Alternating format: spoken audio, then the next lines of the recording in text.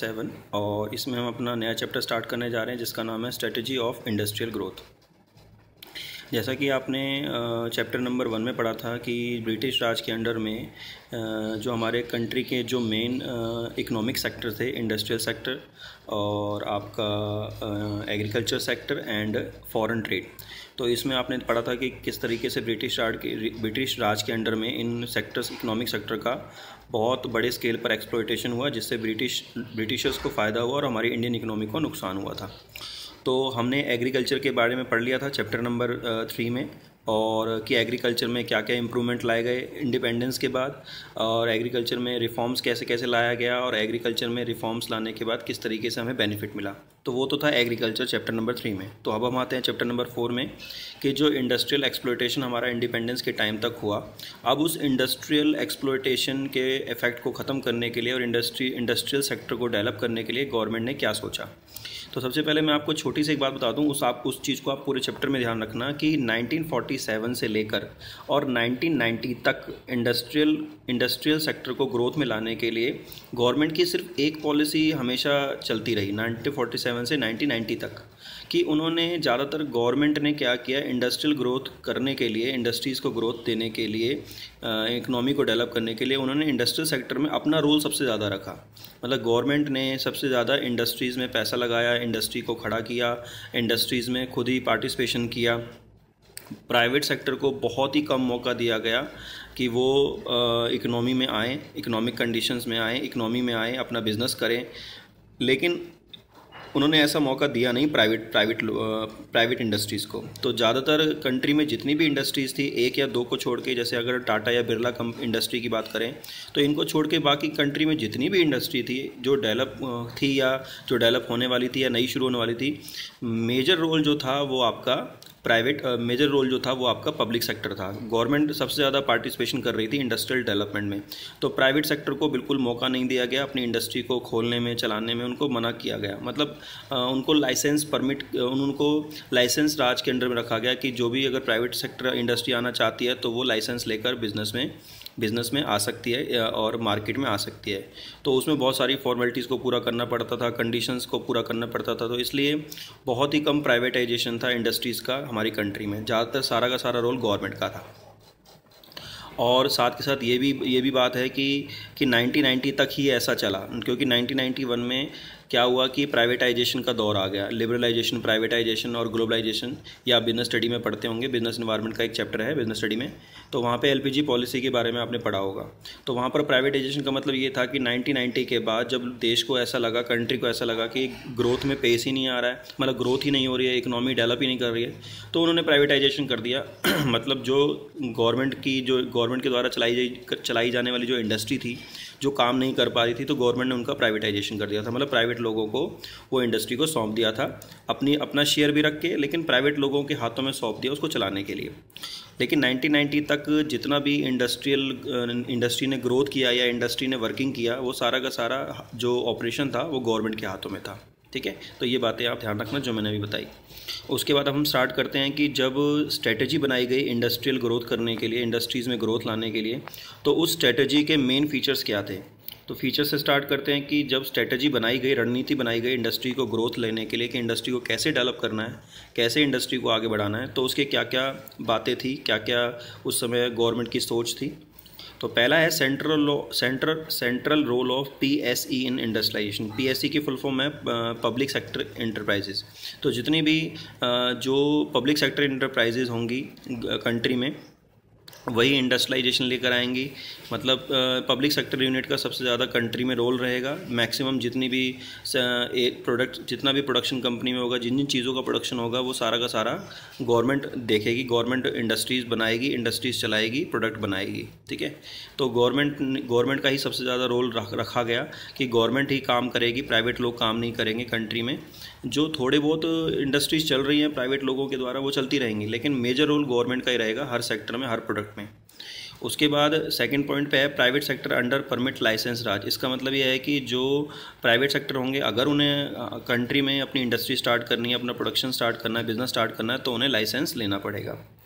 ठीक है। तो लाइसेंस लेने का मतलब समझ रहे हो आप, फॉर्मेलिटी को पूरा करना पड़ेगा, कंडीशन पूरी करनी पड़ेगी। अगर कंडीशन पूरी करते हो तो चला सकते हो, अदरवाइज़ नहीं चला सकते। तो वो लाइसेंस राज एक बहुत बड़ा कॉम्प्लिकेशन था, मतलब बहुत बड़ी फॉर्मेलिटीज़ थी, जिसको बहुत ज़्यादा प्राइवेट इन्वेस्टर्स ने उसको इग्नोर कर दिया। ठीक है, अगले पॉइंट पे, focus on import substitution to achieve self reliance. इसका मतलब ये है कि गवर्नमेंट ने डिसाइड किया कि अब हम अपने ही देश में जिन जिन चीज़ों का इंपोर्ट करते हैं वो चीज़ें हम अपने देश में ही बनाएंगे, बाहर से कुछ परचेज़ नहीं करेंगे, और जो भी चीज़ें हम इंपोर्ट करते हैं उसका सब्स्टिट्यूशन क्या करेंगे, हम अपने इंडिया में तैयार करेंगे। ठीक है, जैसे मान लीजिए कि हम बाहर की कंट्री से, मान लीजिए अगर हम ऑयल लेते हैं तो ऑयल का प्रोडक्शन हम अपनी कंट्री में करेंगे। बाहर से अगर हम कोई इलेक्ट्रॉनिक सामान मंगवाते हैं तो उसका इलेक्ट्रॉनिक सामान को हम क्या करेंगे, अपने कंट्री में ही बनाएंगे। तो इसका मतलब सेल्फ रिलायंस मतलब आत्मनिर्भर रहना, हम अपने घर में ही अपनी चीज़ें बनाएंगे, बाहर से कुछ परचेज़ नहीं करेंगे आउटसाइड द कंट्री।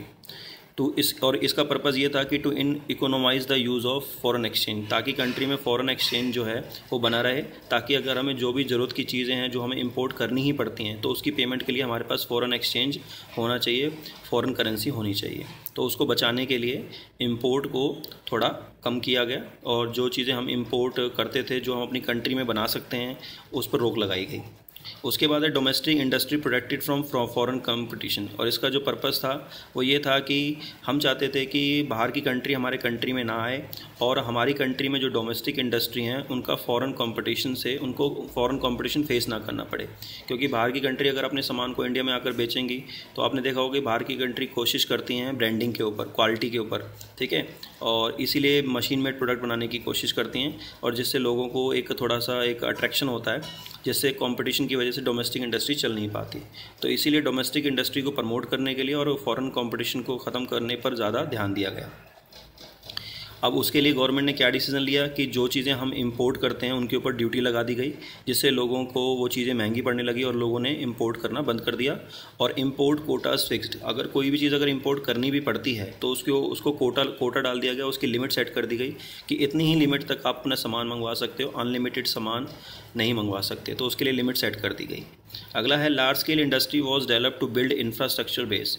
किसी भी कंट्री के इकोनॉमी को डेवलपमेंट करने के लिए, इकोनॉमी के डेवलपमेंट को ग्रोथ देने के लिए, इकोनॉमी को ग्रोथ देने के लिए सबसे ज़्यादा ज़रूरी होता है इंफ्रास्ट्रक्चर बेस। इंफ्रास्ट्रक्चर का मतलब होता है आधारभूत सेवाएं। एक कंट्री के लिए जो बहुत ही ज़्यादा ज़रूरत की चीज़ें होती हैं जिससे देश तरक्की करता है, जिससे देश में ग्रोथ होती है या इकोनॉमिक ग्रोथ को पेस मिलती है, वो होता है इंफ्रास्ट्रक्चर बेस। तो जो लार्ज स्केल इंडस्ट्री गवर्नमेंट ने कहा कि गवर्नमेंट ने ये सोचा कि हम लार्ज स्केल इंडस्ट्री सेट करेंगे और जिससे हमारे कंट्री में इंफ्रास्ट्रक्चर का बेस तैयार होगा। मतलब लार्ज स्केल इंडस्ट्री चलाएंगे तो इंफ्रास्ट्रक्चर अपने आप डेवलप हो जाएगा। किस तरीके से, जैसे मान लीजिए अगर लार्ज स्केल इंडस्ट्री होंगी तो लार्ज स्केल इंडस्ट्री जब बनेंगी तो लार्ज स्केल इंडस्ट्री को चलाने के लिए हमें ट्रांसपोर्ट की ज़रूरत पड़ेगी, हमें रोड की ज़रूरत पड़ेगी, रेलवे की ज़रूरत पड़ेगी, एयरपोर्ट की ज़रूरत पड़ेगी, पोर्ट्स की ज़रूरत पड़ेगी। मैंने नीचे की तरफ ब्लू कलर में इंफ्रास्ट्रक्चर के मैंने यहाँ पर पॉइंट्स दिए हुए हैं। जैसे इंफ्रास्ट्रक्चर जो होती हैं, सुविधाएँ जो होती हैं वो दो पार्ट में डिवाइड होती हैं। एक होता है इकोनॉमिक इंफ्रास्ट्रक्चर और एक सोशल इंफ्रास्ट्रक्चर। इकोनॉमिक इंफ्रास्ट्रक्चर में आता है आपका ट्रांसपोर्ट सर्विसेज और एनर्जी, इलेक्ट्रिसिटी। ट्रांसपोर्ट सर्विसेज में आप ले सकते हैं रोड, ब्रिज, रेलवे, पोर्ट्स और एयरपोर्ट्स। और इकोनॉमिक में, जैसे इकोनॉमी में ट्रांसपोर्ट सर्विसेज में ये तो सारे के सारे ट्रांसपोर्ट सर्विसेज हैं, road, bridge, railway, ports, airports. और जो एनर्जी, इलेक्ट्रिसिटी है ये भी आपके इकोनॉमिक्स में आए थे। इकोनॉमिक इंफ्रास्ट्रक्चर का मतलब होता है कि वो इंफ्रास्ट्रक्चर जिससे गवर्नमेंट को अर्निंग भी होती है, जिससे गवर्नमेंट को रिटर्न्स में पैसा भी मिलता है। ठीक है, अगर आप रोड बनाएंगे तो आपने देखा होगा कि आपको टोल टैक्स पे करना पड़ता है। ब्रिज बनाते हैं, ठीक है, रेलवे अगर बनाई जाती है तो रेलवे से भी गवर्नमेंट को इनकम होती है, पोर्ट से भी, एयरपोर्ट से भी इनकम होती है, एनर्जी से भी इनकम होती है, इलेक्ट्रिसिटी से भी इनकम होती है। उसके बाद सोशल इंफ्रास्ट्रक्चर होता है जो सोसाइटी के डेवलपमेंट के लिए रखा जाता है, जैसे जिसमें हेल्थ सर्विसेज जैसे हॉस्पिटल हो गए, ठीक है, एजुकेशन में आपके स्कूल हो गए, कॉलेजेस हो गए, नर्सिंग और हेल्थ में नर्सिंग होम हो गए। तो ये सुविधाएं होती हैं आधारभूत सेवाएं, वो जो सोसाइटी को डेवलपमेंट में काम आती हैं। और इकोनॉमिक इंफ्रास्ट्रक्चर वो होता है जो कंट्री में डेवलपमेंट को बढ़ावा देता है और प्लस कंट्री में रेवेन्यू को जनरेट करता है गवर्नमेंट के लिए। तो large scale industry was develop to build infrastructure. Large scale industry को बनाया गया, लार्ज स्केल इंडस्ट्री को रखा जाएगा। स्ट्रेटजी में ये बात रखी गई कि हम लार्ज स्केल इंडस्ट्रीज़ रखेंगे और लार्ज स्केल इंडस्ट्री में हमें ट्रांसपोर्ट की ज़रूरत पड़ेगी, इलेक्ट्रिसिटी की ज़रूरत पड़ेगी। इन ज़रूरतों को ध्यान में रखते हुए देश में इंफ्रास्ट्रक्चर क्रिएट होने लगेगा। उसके बाद नेक्स्ट है आपका, गवर्नमेंट ने डिसाइड किया कि हम स्मॉल स्केल इंडस्ट्री को भी बनाएंगे रूरल एरियाज़ में। स्मॉल स्केल इंडस्ट्री सेटअप जो स्मॉल स्केल इंडस्ट्रीज़ हैं उनको बिना लाइसेंस परमिट में नहीं रखा जाएगा, लाइसेंस राज में नहीं रखा जाएगा। जो स्मॉल स्केल इंडस्ट्रीज़ हैं अगर वो रूरल एरियाज़ में अपना बिज़नेस स्टार्ट करना चाहती हैं तो स्टार्ट कर सकती हैं। और स्मॉल स्केल इंडस्ट्री को बिना लाइसेंस राज के अंडर में, जो लाइसेंस राज था उसमें उनसे स्मॉल स्केल इंडस्ट्री को उसके अंदर क्यों नहीं रखा गया, इसलिए नहीं रखा गया ताकि स्मॉल स्केल इंडस्ट्री हर रूरल एरिया में खड़ी हो पाएँ, चल पाएँ, और जिससे देश में क्या हो, इक्विटी और एम्प्लॉयमेंट बढ़े। इक्विटी का मतलब कि जो रूरल एरियाज़ में लोगों के पास सोर्स ऑफ इनकम रुक गया है या सोर्स ऑफ इनकम नहीं है तो उनके पास सोर्स ऑफ इनकम बढ़े, उनके पास पैसा आए, पैसा आएगा तो इन्वेस्टमेंट होगा, इन्वेस्टमेंट होगा तो बिज़नेस चलेगा, बिज़नेस चलेगा तो फिर आपका एम्प्लॉयमेंट बढ़ेगा। तो कहीं ना कहीं स्मॉल स्केल इंडस्ट्री को भी ध्यान में रखकर अलाउ किया गया कि स्मॉल स्केल इंडस्ट्री भी चलाई जाएंगी, जिससे देश में इक्विटी होगी। इक्विटी का मतलब यहाँ पे जो इक्विटी का मतलब है वो है इनकम से, रिवेन्यू से, कि देश में जो सोर्स ऑफ इनकम है वो जनरेट हो, लोगों के पास मनी इनकम आए, लोगों के पास पैसा आए, और प्लस जो स्मॉल स्केल इंडस्ट्रीज़ हैं उनसे देश में एम्प्लॉयमेंट बढ़े। जो लोग बेरोज़गार हैं वो स्मॉल स्केल इंडस्ट्री के ज़रिए एम्प्लॉयमेंट लें, और प्लस देश में जो जिससे लोगों के पास सोर्स ऑफ इनकम जनरेट होगा, लोगों का लिविंग स्टैंडर्ड बनेगा, लोगों की परचेजिंग पावर बढ़ेगी, तो जिससे आपका रूरल एरिया भी डेवलप होने शुरू हो जाएगा। ठीक है। और देश में जो पॉवर्टी का विशिष्ट सर्कल है, जिससे देश में पॉवर्टी बढ़ रही है, लोगों के पास पैसा नहीं पहुंचता है, तो स्मॉल स्केल इंडस्ट्री क्या करेगी, जो इक्विटी डिस्ट्रीब्यूशन ऑफ इनकम है, जो इक्विटी का जो रोल है वो इक्विटी बढ़ेगी, लोगों के सभी लोगों के पास पैसा पहुंचेगा, सभी लोगों के पास पैसा पहुंचेगा तो देश में क्या होगा कि धीरे धीरे इन्वेस्टमेंट बढ़ेगा, इन्वेस्टमेंट बढ़ेगा तो बिज़नेस बढ़ेगा, बिज़नेस बढ़ेगा तो ऑटोमेटिकली एम्प्लॉयमेंट तो बढ़ेगा ही बढ़ेगा। So these are some of the features, characteristics which were decided by the government and known as strategies of industrial growth.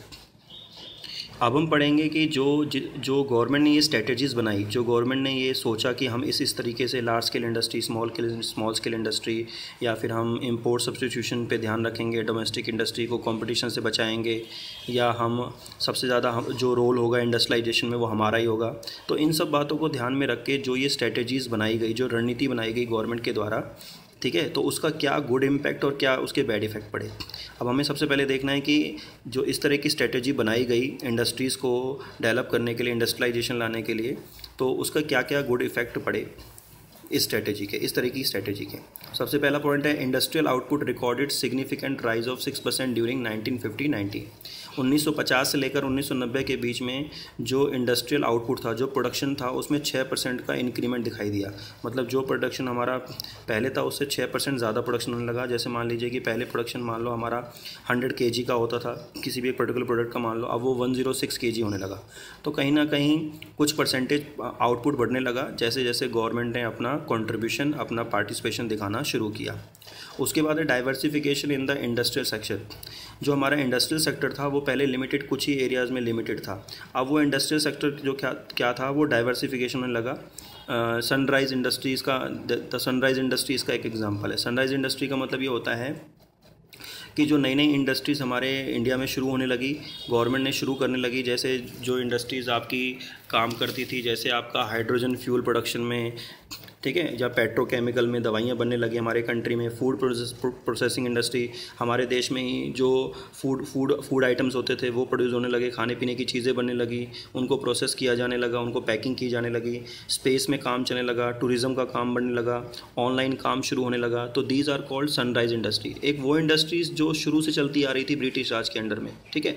मैं उन इंडस्ट्री की बात नहीं कर रहा जो नए नए एरियाज़ में इंडस्ट्रीज़ आने लगी, इलेक्ट्रिसिटी में, पेट्रोकेमिकल में, हाइड्रोजन फ्यूल प्रोडक्शन में, ठीक है, आपके फूड प्रोसेसिंग इंडस्ट्री में, तो उन्हें हम बोलते हैं sunrise industry. Sunrise industry basically किसी इंडस्ट्री का नाम नहीं है। सनराइज इंडस्ट्री का मतलब होता है कि जो नई नई इमर्जिंग कंट्री, जो इमर्जिंग इंडस्ट्रीज़ थी, जो नई नई इंडस्ट्रीज़ बनने लगी और देश को सेवाएं देने लगी, उन इंडस्ट्री को हम सनराइज इंडस्ट्रीज़ बोलते हैं, ठीक है। जो सनराइज इंडस्ट्री का मतलब होता है जो नई नई इंडस्ट्रीज़ अभी अभी शुरू होने लगी हैं और देश में सेवाएं देने लगी हैं, और जिनके ग्रोथ होने के चांसेस ज़्यादा हैं, जो रैपिडली वर्किंग करने के जिनके चांसेस ज़्यादा हैं, और देश को ग्रोथ देने में जिनका कंट्रीब्यूशन सबसे ज़्यादा रहेगा, ठीक है। तो मैंने आपको सनराइज इंडस्ट्री का के मीनिंग बता दिया और उसके टाइप्स भी बता दिए।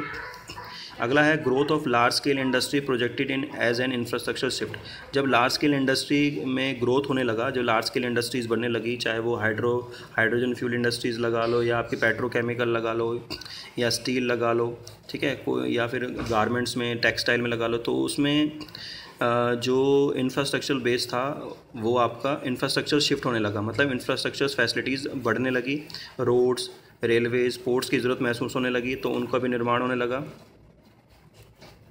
जैसा कि हम एग्जांपल ले सकते हैं, राउरकेला और भिलाई में जो स्टील प्लांट बनाए गए थे, यहाँ पर इन एरियाज़ में राउरकेला और भिलाई में स्टील प्लांट बनाए गए थे। इन स्टील प्लांट की वजह से क्या हुआ कि हमें ट्रांसपोर्ट की, एयरलाइंस की, रेलवेज़ वगैरह की ज़रूरत महसूस होने लगी, जिसकी वजह से हमारे देश में इंफ्रास्ट्रक्चर शिफ्ट होने लगा। मतलब हमारे देश में जो आधारभूत संरचनाएँ थी, आधारभूत सेवाएँ थी, जैसे मैंने आपको बताया था कि ट्रांसपोर्ट सर्विसेज, एनर्जी, इलेक्ट्रिसिटी, तो इन इंडस्ट्रीज़ के होने से, बड़ी बड़ी इंडस्ट्रीज़ के खुलने से क्या हुआ कि देश में इंफ्रास्ट्रक्चर सर्विसेज बढ़ने लगी, ज़रूरतें महसूस होने लगी, उनका निर्माण होने लगा, और देश को जो इकोनॉमिक ग्रोथ थी उसको पेस मिलने लगा।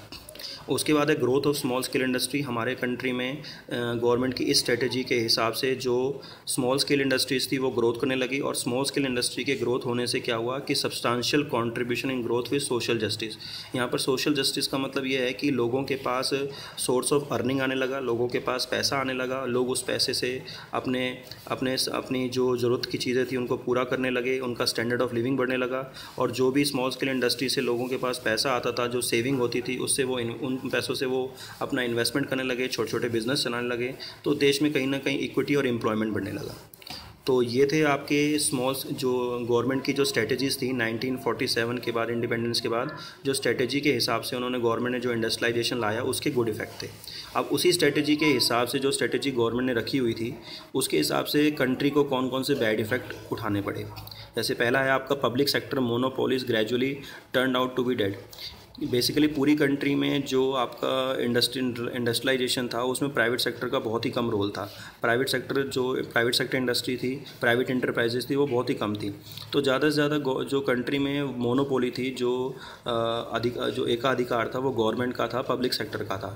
और वो धीरे धीरे जो पब्लिक सेक्टर था वो कुछ रीज़न्स की वजह से वो धीरे धीरे क्या हुआ, पब्लिक सेक्टर डूबना शुरू हो गया, गिरना शुरू हो गया। और वो रीज़न थे, तो रीजंस को हम स्टार्ट करते हैं। जैसे इनएफिशिएंसी का मतलब होता था कि जो भी एम्प्लॉयज़ काम करते थे पब्लिक सेक्टर में वो बहुत ज़्यादा एफिशिएंट नहीं होते थे, टारगेटेड मैनर में काम नहीं करते थे, जितना काम दिया जाता था उतना ही काम करते थे, और बहुत ही केयरलेसली काम करते थे, बहुत एफर्ट नहीं लगाते थे काम में, क्योंकि उनको पता था कि हमारी जॉब फिक्स है तो और हमें कोई जॉब से निकाल नहीं सकता। तो इसलिए वो क्या करते थे, उनका कोई टारगेटेड मैनर नहीं होता था काम करने का।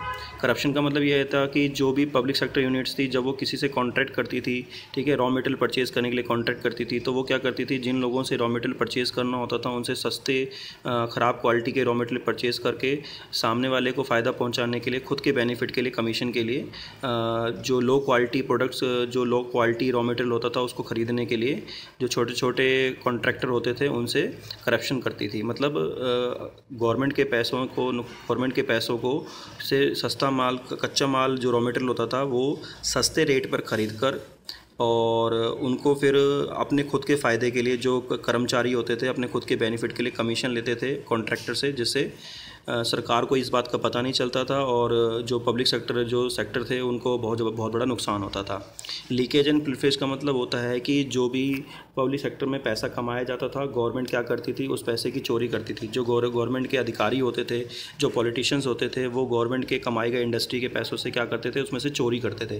वो कुछ ऐसे डिसगाइज्ड एम्प्लॉयमेंट दिखा के कि इंडस्ट्री में कुछ एक्स्ट्रा कर्मचारी दिखा के कि भाई ये कर्मचारी काम कर रहे हैं, लिस्ट बना के कि भाई ये कर्मचारी इंडस्ट्री में लगे हुए हैं, होते नहीं थे, लेकिन उनके नाम से वो क्या करते थे, खर्चा दिखा के खुद पैसा निकाल के गवर्नमेंट के रेवेन्यू में से निकाल कर ले जाते थे। इसलिए गवर्नमेंट को होने वाली जो इनकम होती थी, जो रेवेन्यू होती थी, वो एग्जैक्टली जो गवर्नमेंट अर्न करती थी उतनी नहीं होती थी, क्योंकि जो पॉलिटिशियंस और जो हाई ऑफिसर्स होते थे वो क्या करते थे, गवर्नमेंट की इंडस्ट्रीज़ जो होती थी उसकी रेवेन्यू को चुरा कर ले जाते थे। तो कहीं ना कहीं इनएफिशिएंसी, करप्शन की वजह से जो पब्लिक सेक्टर थी उनकी जो मोनोपोली थी, ठीक है, उसकी वजह से क्या हुआ था कि कोई उनके ऊपर चेकिंग नहीं होती थी, कोई ट्रांसपेरेंसी नहीं थी, जिसकी वजह से पब्लिक सेक्टर यूनिट धीरे धीरे डेड होना शुरू हो गई। अगला, domestic industry failed to achieve international standard of product quality. International level पर जो क्वालिटी मेंटेन की जाती थी, जो बड़ी बड़ी कंपनी, फॉरेन कंपनी होती थी जो अपने प्रोडक्ट में क्वालिटी मेंटेन करती थी, उस तरह की क्वालिटी हमारे डोमेस्टिक इंडस्ट्री में मेंटेन नहीं हो सकी, क्योंकि जो पब्लिक सेक्टर यूनिट कॉन्ट्रैक्ट करती थी रॉ मटेरियल का, वो रॉ मटेरियल जिन कॉन्ट्रैक्टर से लेती थी, उनसे कॉन्ट्रैक्टर से कमीशन लेके जो बड़े बड़े अधिकारी होते थे वो बहुत ही ख़राब क्वालिटी का रॉ मटेरियल यूज़ करके प्रोडक्ट को बनाते थे, जिससे क्वालिटी स्टैंडर्ड मेंटेन नहीं हो पाता था और गवर्नमेंट का कंट्रोल भी बहुत ज़्यादा केयरलेस था। तो लैक ऑफ कंपटीशन, और कंपटीशन भी ज़्यादा नहीं था, तो कंपटीशन ना होने की वजह से जो पब्लिक होती थी, चाहे क्वालिटी ख़राब हो चाहे सही हो, तो गवर्नमेंट को वो प्रोडक्ट लेना ही पड़ता था। तो कंपटीशन ना होने की वजह से डोमेस्टिक इंडस्ट्री भी अपनी क्वालिटी को मेंटेन नहीं कर पा रही थी। अगला है आपका saving foreign exchange through the import substitution rather than generating through export promotion prove inefficient policy instrument. ठीक है, गवर्नमेंट ने अपने फ़ॉरेन एक्सचेंज को सेव करने के लिए इंपोर्ट सब्स्टिट्यूशन पे तो ध्यान दिया, लेकिन उन्होंने फ़ॉरेन एक्सचेंज को बढ़ाने के लिए एक्सपोर्ट प्रमोशन पे ध्यान देना भूल गए। उन्होंने ये कोशिश नहीं करी कि हम अगर इंपोर्ट सब्स्टिट्यूशन से फ़ॉरेन एक्सचेंज रिज़र्व को बचा सकते हैं तो एक्सपोर्ट प्रमोशन से फ़ॉरेन एक्सचेंज रिज़र्व को बढ़ा भी तो सकते हैं। उन्होंने इस बात पर ध्यान नहीं दिया, तो एक्सपोर्ट प्रमोशन को ध्यान में ना रख के इंपोर्ट सब्स्टिट्यूशन को ध्यान में ज़्यादा रखा गया, जिससे उसका एडवर्स इफेक्ट पड़ा और कहीं ना कहीं जो इंपोर्ट सब्स्टिट्यूशन का जो प्लान था वो नाकामयाब रहा। ठीक है, और हुआ क्या उससे, उसका इम्पैक्ट क्या पड़ा कि एंड ऑफ 1990 के अंत तक हमारे जो फॉरेन एक्सचेंज थे वो हमारे बिल्कुल बॉटम तक आ गए थे, मतलब ख़त्म होने तक आ गए थे। And we had to pledge our gold, और हो सकता था कि हमें अपना जो गोल्ड था वो वर्ल्ड बैंक के पास गिरवी रखना पड़ सकता था, because due to the salvage of our borrowing, हमारी अपनी बोरोइंग्स को ख़त्म करने के लिए, जो बोरोइंग्स हमने वर्ल्ड बैंक से ले रखी थी, तो जो वर्ल्ड बैंक की बोरोइंग्स थी उनको ख़त्म करने के लिए हो सकता था कि हमें अपना गोल्ड गिरवी रखना पड़े। 1990 तक ऐसी सिचुएशन बन सकती थी, लेकिन वो 1990 के बाद फिर वो एलपीजी पॉलिसी आ गई, और एलपीजी पॉलिसी आने के बाद तो जो हमारा जो बोरोइंग्स थी वो धीरे धीरे कम होनी शुरू हो गई, क्योंकि देश में प्राइवेटाइजेशन की वजह से और लिबरलाइजेशन, ग्लोबलाइजेशन की वजह से 1991 के बाद कंट्री को दोबारा से इकोनॉमिक ग्रोथ मिली। तो कहीं ना कहीं ओवरऑल अगर मैं ये बात कहूँ कि मैं ये समझना चाहूँ कि 1947 से लेकर 1990 तक जो गवर्नमेंट ने इंडस्ट्रियलाइजेशन में अपनी ही इंडस्ट्री को सबसे ज़्यादा गवर्नमेंट ने पार्टिसिपेशन दिखाया, तो मैं तो ये कहूँगा कि ये गलत था, क्योंकि गवर्नमेंट को कोशिश करनी चाहिए थी कि प्राइवेट इंडस्ट्रीज़ भी हों और गवर्नमेंट इंडस्ट्रीज़ भी हों, क्योंकि प्राइवेट इंडस्ट्री और गवर्नमेंट इंडस्ट्री अगर होंगी तो देश में लोगों के पास जो पैसा है इन्वेस्टमेंट के लिए, वो अपना पैसा इन्वेस्ट करना चाहेंगे, और पैसा इन्वेस्ट करने से देश में क्या होगा, मनी का सर्कुलेशन होगा, इक्विटी बढ़ेगी, सभी लोगों के पास पैसा जाएगा। जब लोगों के पास पैसा जाएगा तो लोगों की डिमांड भी बढ़ेगी, डिमांड बढ़ेगी तो आउटपुट बढ़ेगा, आउटपुट बढ़ेगा तो ऑब्वियस सी बात है एम्प्लॉयमेंट भी बढ़ेगा। लेकिन ये उस दौर की बात है जब ये समय था, अब हम उस समय में तो नहीं थे, तो उस समय में जो गवर्नमेंट को सही लगा होगा वो गवर्नमेंट ने डिसीजन लिया। लेकिन होना यही चाहिए था कि कंट्री में लिबरलाइजेशन भी होना चाहिए था, प्राइवेटाइजेशन, ग्लोबलाइजेशन होना चाहिए था, जिसकी सोच गवर्नमेंट को 1991 में समझ आई। तो ये था 1947 से लेकर गवर्नमेंट ने 1990 तक जो स्ट्रेटजी बनाई अपने इंडस्ट्रियलाइजेशन को डेवलप करने के लिए। तो ये हमने उसके फीचर्स के बारे में पढ़ा, और प्लस गवर्नमेंट के उस स्ट्रेटजी के जो गुड इफ़ेक्ट और बैड इफ़ेक्ट रहे उसके बारे में हमने पढ़ा। ठीक है, तो आज की क्लास के लिए ये हमारी features of strategy of industrial growth and their good effect and bad effect. Thank you.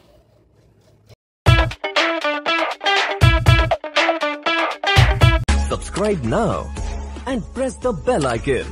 Never miss an update.